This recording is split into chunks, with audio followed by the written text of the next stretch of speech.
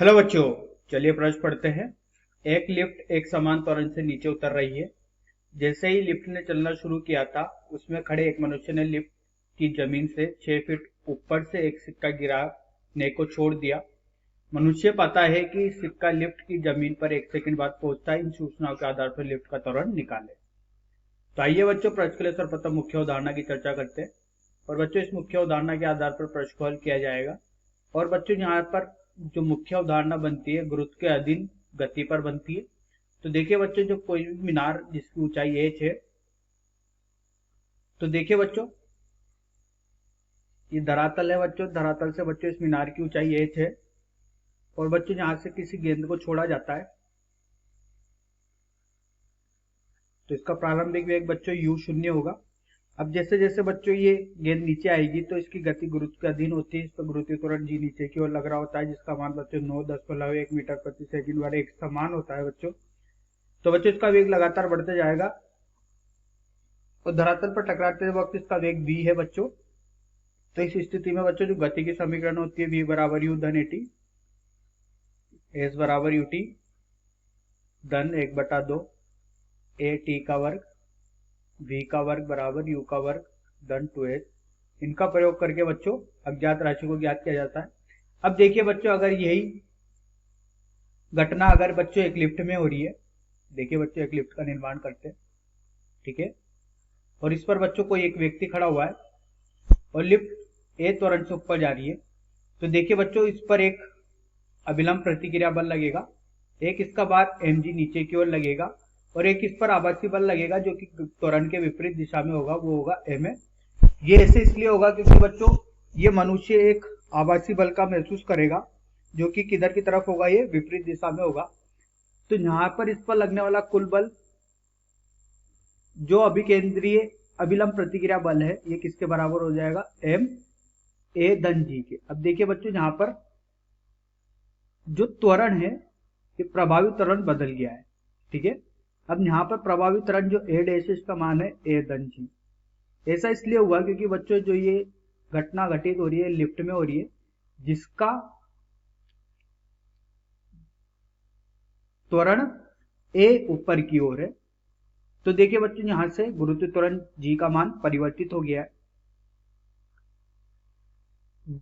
उसमें जोड़ दिया गया है लिफ्ट के त्वरण को। तो देखिए यहां से सामान्यतः जो त्वरण आ रहा है वो a धन g आ रहा है।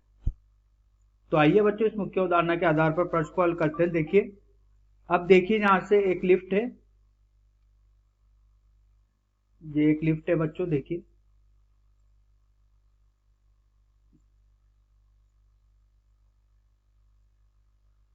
ये लिफ्ट है बच्चों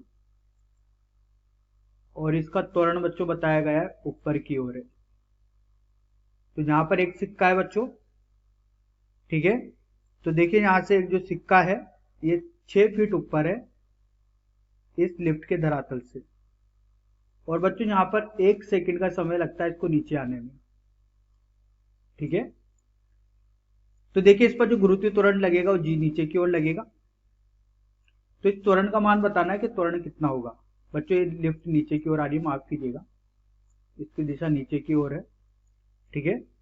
तो देखिए बच्चों, अगर यहां से गणना की जाए तो जो त्वरण होगा जी डैश का मान होगा बच्चों, ये जी होगा, ये जी ऋण ए होगा। ये ऐसा इसलिए होगा क्योंकि देखिए बच्चों, यहां से ये प्रभावी त्वरण इसका जी नीचे की ओर लग रहा है और इस लिफ्ट का त्वरण भी नीचे है। तो जो यहां पर नया त्वरण जी डैश होगा, ये गुरुत्वीय त्वरण लिफ्ट की वजह से जी डैश अब परिवर्तित होगा, इसका मान होगा बच्चों जी ऋण ए। प्रारंभिक वेग 0 है क्योंकि विराम से छोड़ा गया है। ऊंचाई है बच्चों जहां से 6 फीट की ऊंचाई है।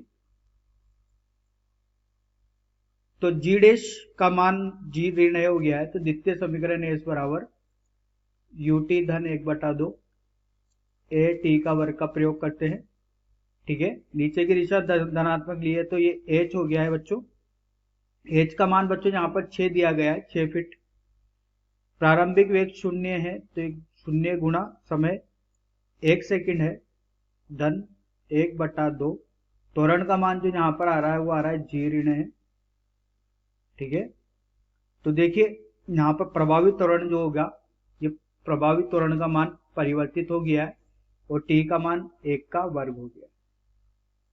तो देखिए बच्चों, यहां से आया जी ऋण ए बराबर 12, ठीक है। तो देखिए यहां से ए बराबर आया 10, जी का मान बच्चों यहां से 10 लेके चलते हैं, तो जी का मान अगर यहां से 10 लेके चलते हैं तो देखिए क्या होता है,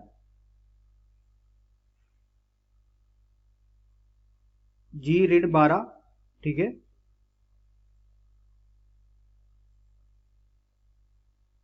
तो ये हो जाएगा, देखिए जी का मान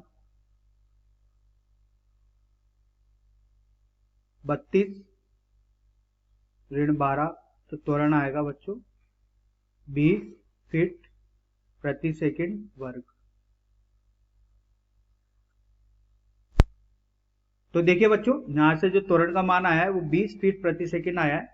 और देखिए बच्चों, यहाँ पर ध्यान देने योग्य बात यह है कि जी का मान 32 फीट प्रति सेकंड वर्ग होता है फीट में, इसलिए बच्चों यहाँ पर कंफ्यूज नहीं होगा, 32 लिखा गया है 10 की जगह। तो आशा करता हूँ आपको यह समझ में आया होगा। धन्यवाद।